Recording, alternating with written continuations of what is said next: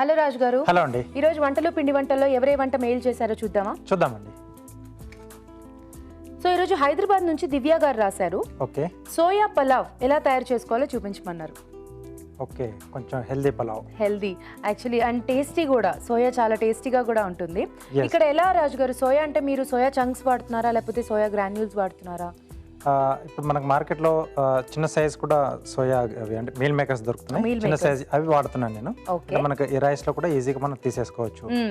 So నీళ్ళకి బదులుగా మనం ఇక్కడ సోయా పాలు కూడా వాడుకొని చేసుకోవచ్చు అండి. బట్ ఇక్కడ నేను ఏంటంటే మీల్ మేకర్ తో చూపిస్తున్నాను. మీల్ మేకర్ తో చూపిస్తారు. అవునండి. ఓకే, స్టార్ట్ చేసేద్దాం. సోయా పలావ్ తయారు చేసుకోవడానికి కావాల్సిన పదార్థాలు ఏంటో చూద్దాం. సోయా పలావ్ తయారు చేసుకోవడానికి కావాల్సిన పదార్థాలు: బాస్మతి బియ్యం 1 cup, meal maker 1 cup, biryani ఆకు 1, తరిగిన ఉల్లిపాయ 1, తరిగిన పచ్చిమిరపకాయలు 2, అల్లం వెల్లుల్లి పేస్ట్ 1 టీ స్పూన్, ఉప్పు తగినంత, మసాలా దినుసులు కొద్దిగా, గరం మసాలా 1 టీ స్పూన్, నూనె 2 టేబుల్ స్పూన్లు, పుదీనా కొద్దిగా. ఓకే రాజు గారు, స్టార్ట్ చేద్దామా? ఓకే అండి. సో ముందుగా దీనికి ఏమైనా ప్రిపరేషన్ ఉంటుందా రాజు గారు? సో మీల్ మేకర్ మనం కొంచెం వేడి నీళ్ళలో వేసి కొంచెం నీళ్ళు పిండేసుకొని పెట్టేసుకోవాలి. Okay okay. సో మనం ఎప్పుడు మీల్ మేకర్ యూజ్ చేసుకున్నా కూడా ఈ ప్రాసెస్ చేసుకోవాలి. సో అలాగే బాస్మతి బియ్యం ముందుగానే ఉడికించి పెట్టేసుకున్నాను, అంటే కొంచెం ఇలా పొడి పొడిగా వచ్చే విధంగా. ఓకే. సో మనం పలావ్ లోకి మనకి బాస్మతి బియ్యం బాగుంటుంది. సో ఇక్కడ అంటే సోయా పాలతో చేసుకుంటే మటుకు మనం వాటర్ ప్లేస్లో అంటే ఇంతవరకు మనం కొంచెం వేయించుకున్న తర్వాత అక్కడ మనం సోయా పాలు యాడ్ చేసుకోవచ్చు అన్నమాట. ఓకే, ఇంకా మనకి ఫ్లేవర్ అనేది కొంచెం బాగా తెలుస్తుంది. ఎస్.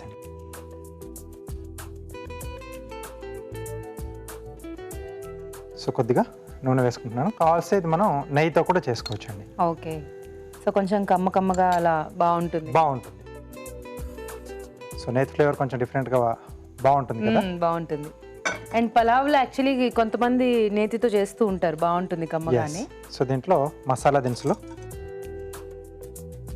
సో షాజీరా, లవంగ, ఇలాచి, చెక్క అన్ని వేసుకున్నాం. అలాగే బిర్యానీ ఆకు. సో ఇవి కొంచెం వేగిన తర్వాత ఉల్లిపాయ ముక్కలు. ఓకే.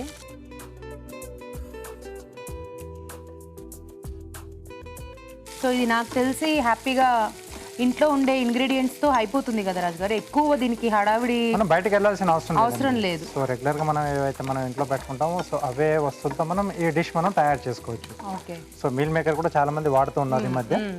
అండ్ మీల్ మేకర్ ఏంటంటే మనం హ్యాపీగా తెచ్చుకుని అలా ప్రిజర్వ్ చేసుకోవచ్చు, ఉంటుంది కాబట్టి. సో అది కూడా రెడీగానే ఉంటుంది ఇంట్లో. సో పచ్చిమిరపకాయలు. ఓకే.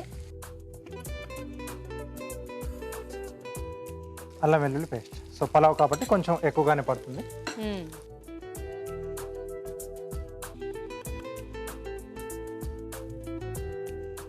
చాలా సింపుల్గా ఈజీగా చేసేసుకునే డిష్ అండి. సో ఈవినింగ్ టైమ్స్లో కూడా మనం అంటే ఇలా రైస్ ముందుగా చేసి పెట్టేసుకుని సో ఆఫీసెస్ నుంచి రాగానే లేదా పిల్లలు స్కూల్ నుంచి రాగానే కూడా మనం చేసి పెట్టచ్చు ఈవినింగ్స్ ఇది. సో కొంచెం ఒక హెల్తీ డిష్ బాగుంటుంది. సో కొంచెం వేడివేడిగా వేస్తే చాలా హ్యాపీగా ఫీల్ అవుతారు. రైస్ అనేది కూడా మనకి యాక్చువల్లీ కొంతమంది అంటే మధ్యాహ్నానికి అలా వండుకుని నైట్ మళ్ళీ ఇలా రైస్ ఐటమ్స్ కలుపుకుంటూ ఉంటారు కదా. అలాంటప్పుడు కూడా మనకి ఇది ప్లాన్ చేసుకోవచ్చు. సో కొంచెం వేగాలండి ఇది. ఓకే, అంటే మనకు అల్లం వెల్లుల్లి పేస్ట్ పచ్చివాసన అంతా పోతే నెక్స్ట్ ప్రాసెస్ చేసుకోవచ్చు. ఎస్ అండి. సరిపోతుందా రాజు గారు? ఓకే అండి. సో ఇక్కడ మనం ముందుగా నానబెట్టుకున్న మీల్ మేకర్. ఓకే. ఓ పుదీనా ఫ్లేవర్ బాగుంటుందా? పలావ్ అనగానే పుదీనా కంపల్సరీగా ఉండాలి.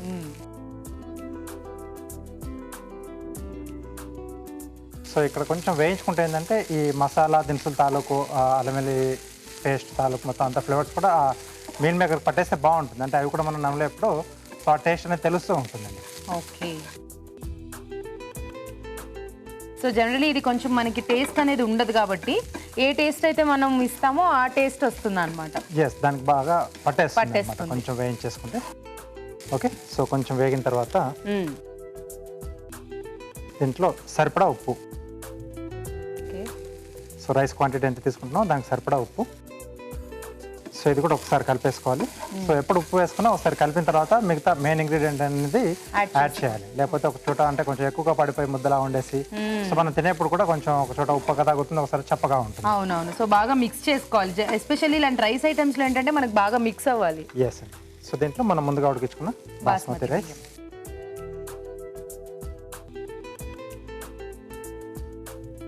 సో అలాగే ఎంటీఆర్ మసాలా వారి గరం మసాలా. ఓకే. సో ఫైనల్గా ఈ గరం మసాలా టచ్ ఇచ్చేస్తే మనకు అది కంప్లీట్ అయిపోతుంది డిష్ కదా. ఆల్రెడీ మనం మసాలా దినుసులు వేసాం కానీ కొంచెం పౌడర్ కూడా ఉంటే రైస్కి బాగా పట్టేస్తుంది.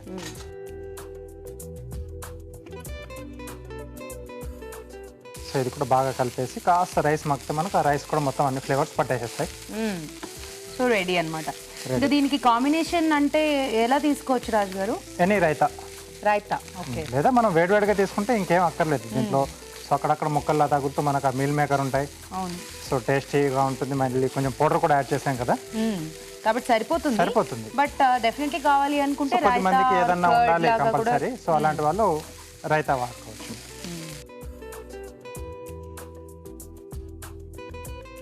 బాగుంది రాజు గారు. అందరూ కూడా ఇప్పుడు మనకి ఇలాంటి ఫాస్ట్ డిషెస్నే ఇష్టపడుతున్నారు కదా. సో కాబట్టి హ్యాపీగా ఇలా ఫాస్ట్గా చేసుకోవచ్చు అండ్ టేస్టీగా కూడా సర్వ్ చేసుకోవచ్చు. మెయిన్ టైం హెల్దీగా. ఓకే. సో కొంచెం మగ్గితే మనకు రెడీ అండి. సో సరిపోతుంది. ఓకే. డిష్ అవుట్ చేసేసుకుందాం.